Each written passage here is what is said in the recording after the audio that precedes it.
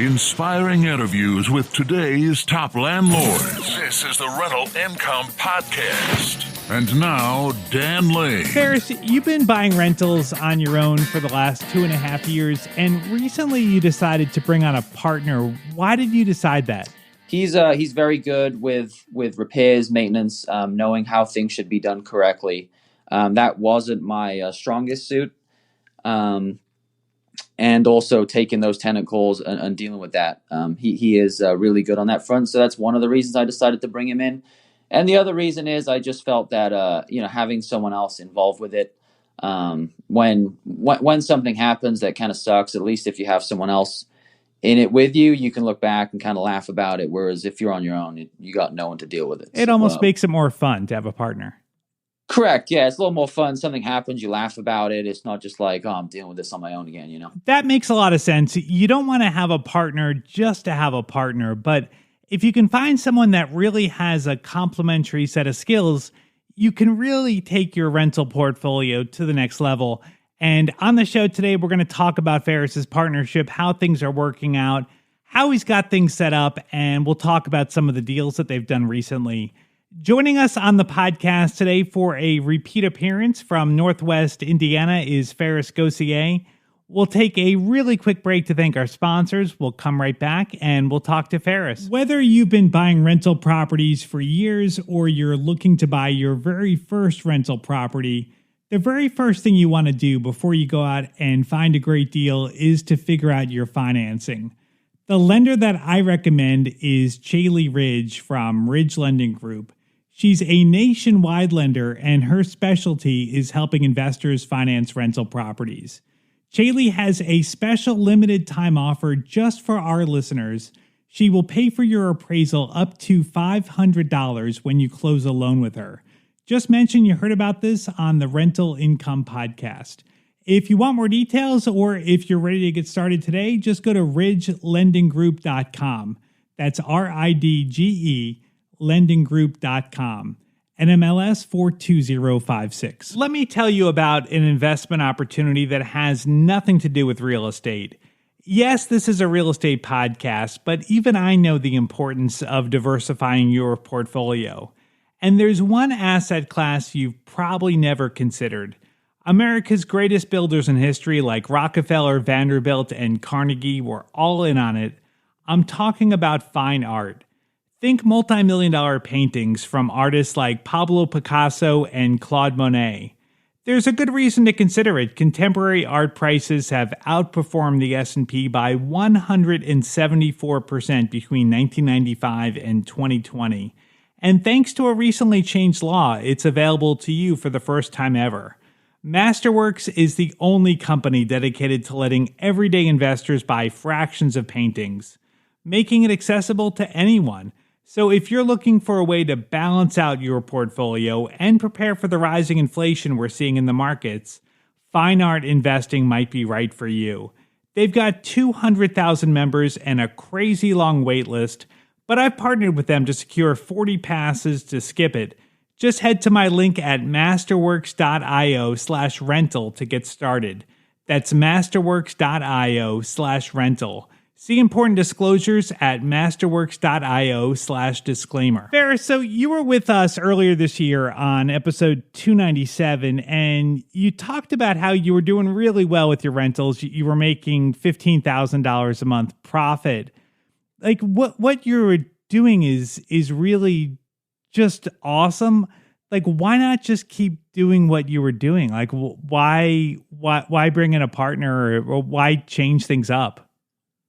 Yeah, so that's a great question. One of the main reasons I brought in a partner was because he is really good with handling some of the things that I'm not good at handling. So maintenance, repairs, things like that. Things that I would have to maybe call a plumber for, which is 120, 150 a call. We can get in there and do some of that small stuff ourselves if we have time. So that'll save money there. And then also, if something goes wrong, he's just very good at knowing how it should be done correctly. So, it's fixed right. Right. So that was one of the main reasons I decided to bring him into the 14-unit deal we initially acquired. which was about 3 months ago. And also that was my first larger building outside of a 4 unit.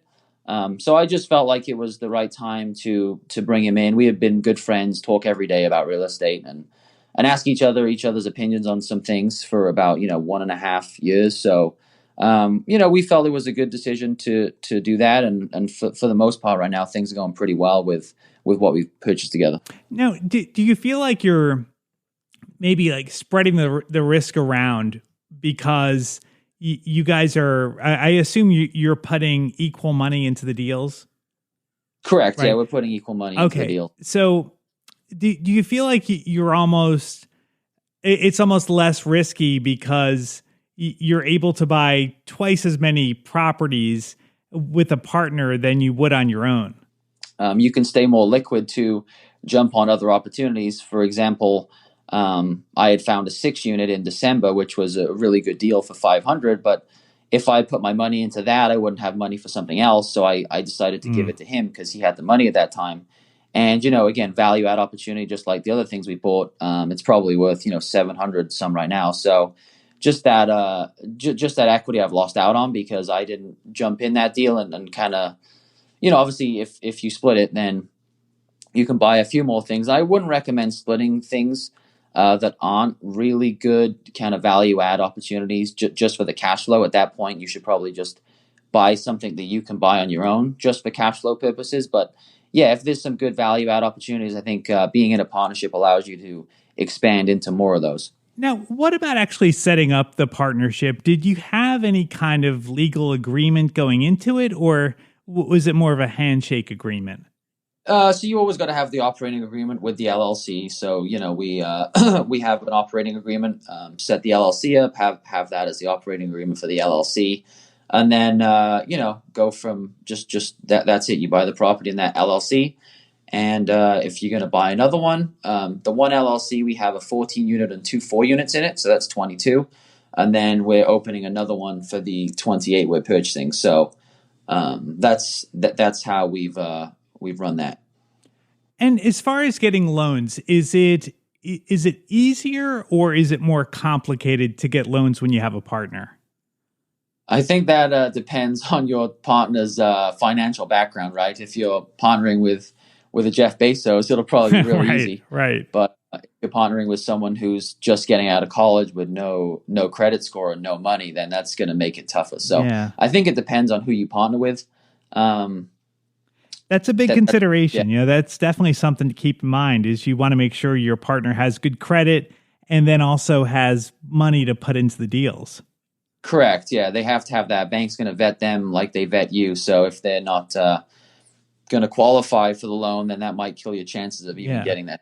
And then as far as splitting up the work, so you're being careful to not duplicate work. Is there one thing that you focus on and something else that your partner focuses on? Yeah, so I'll do more of the showings and the leasings and like leases and stuff. So I can do that. But again, he owns his own portfolio of 35 units on his own as well. He's been doing it for a while, so he's capable of doing it all. No problems there. It's not like one of us can't do things. So we're just trying to split up workload as much as possible, so we're not kind of just chasing the same ball. Right. So let's talk about what you guys have done, because you bought 2 properties here recently. Tell me about that. There was a package of condos that you bought. Tell me about this deal.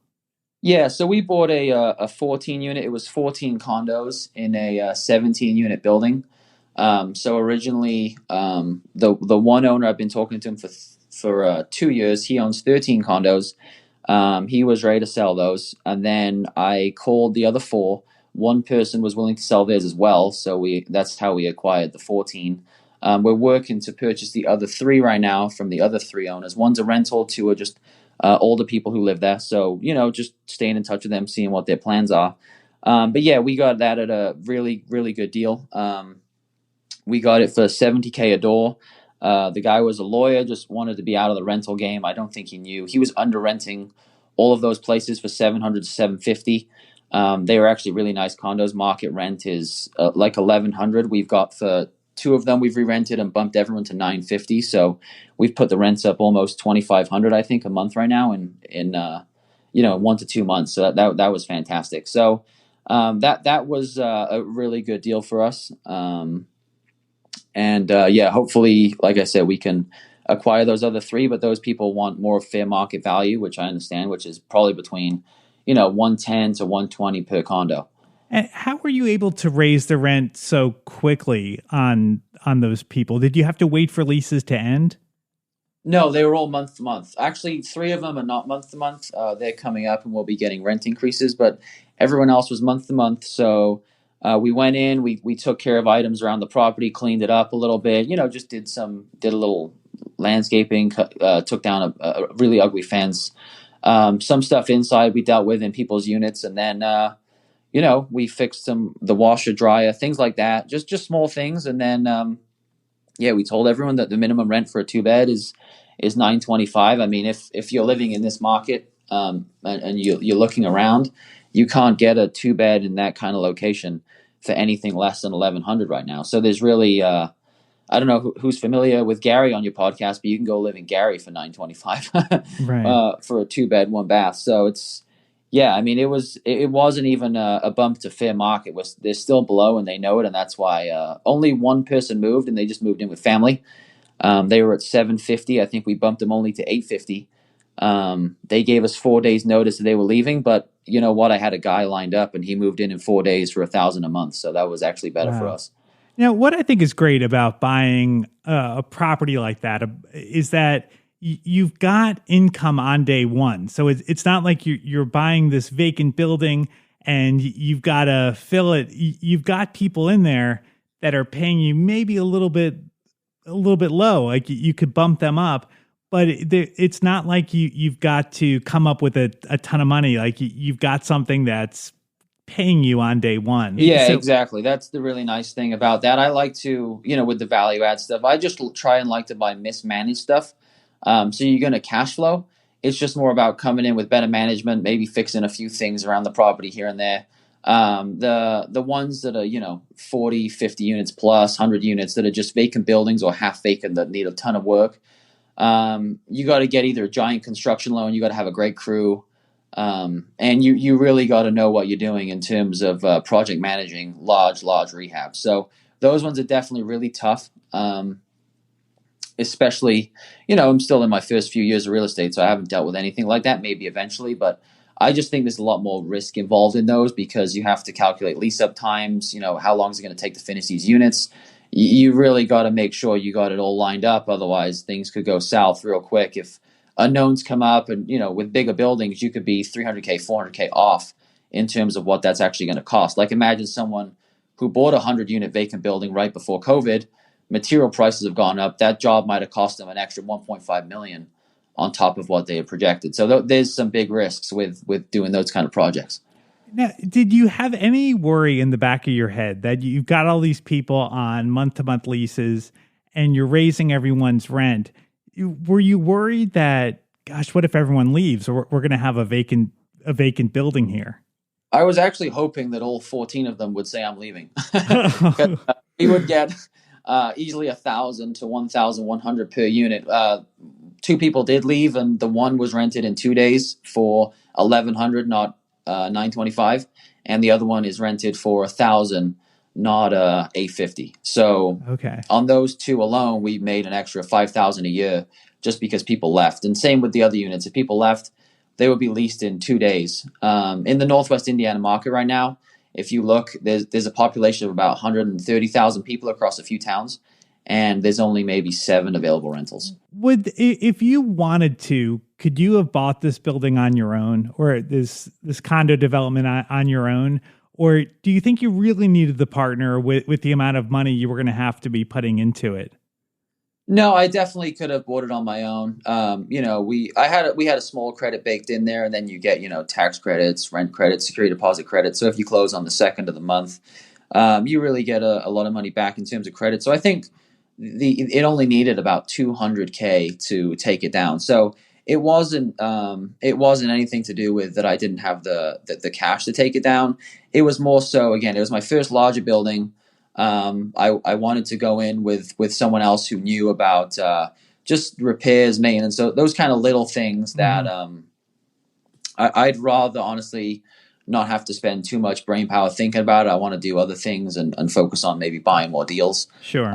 So he can kind of take the lead on those things and those kind of calls, which has actually worked out pretty well.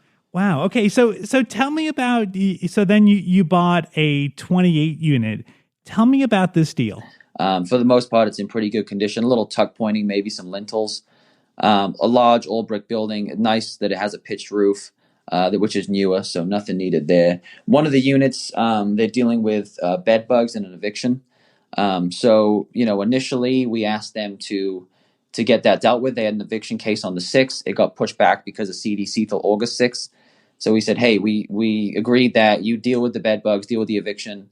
But then we're looking at it, that might push into October if they lose again, and then they got to deal with it all. So we might not be closed until October. The place needs a little exterior work, so we want to get that done before winter. And then also there's a few vacant units, which they're not managing it well. They're putting in people with no deposits. They're renting them light. So, we're losing money on the back end, even if we let them deal with this. So we said, hey, just give us a $15,000 credit and we'll close on the 16th and we'll take care of it. And they just agreed to that, actually. So we'll be signing that form next week and closing on the 16th. Renting with no deposits. That's just horrible. So they're just moving people. And I'm like, when you say waive, do you mean you put them in without a deposit? I couldn't believe it. Wow. They're like, yeah, they have none. I'm like, wow. And it's meant to be a professional management company managing 160 down in the area of Indiana they're in. And then they're managing this for their partners. And like I said, they have a water issue where their water bills should be $1,000, but it's actually $4,500 to $5,000 a month. And we walked all the units and there's just 6 to 7 running toilets, just constantly running. Wow. And I don't know why they haven't just replaced the toilets. It's just they've wasted $60,000 on water. I can't believe it. So that's when I say, if you want a passive investment and you're hiring a management company, really make sure you do your due diligence on who's going to be managing it. Right. So that's kind of the first thing you're going to do is get that water bill under control. Maybe it sounds like you might have to replace some tenants. And then is there a chance, an opportunity to raise the rent too? Yeah. So again, a lot of these will be month to month by the time we buy it. There's definitely opportunity to increase rents across the board. We'll do that. We'll lease up the vacant units. We'll turn the ones that need a little work if they do come open. And then literally the second day, we're having 28 toilets delivered from Home Depot. We already have it lined up. And we're going to have someone go in and just replace all 28 toilets brand new. Wow. Because here, I don't know how it works, obviously, in different parts of the country, but the water bill is 2 months in arrears. So you're getting a bill in April for what is February water. So if there's a leak, you're going to lose out for, like a running toilet, let's say, you're going to lose out for 2 months before you catch it. I see that bill in April.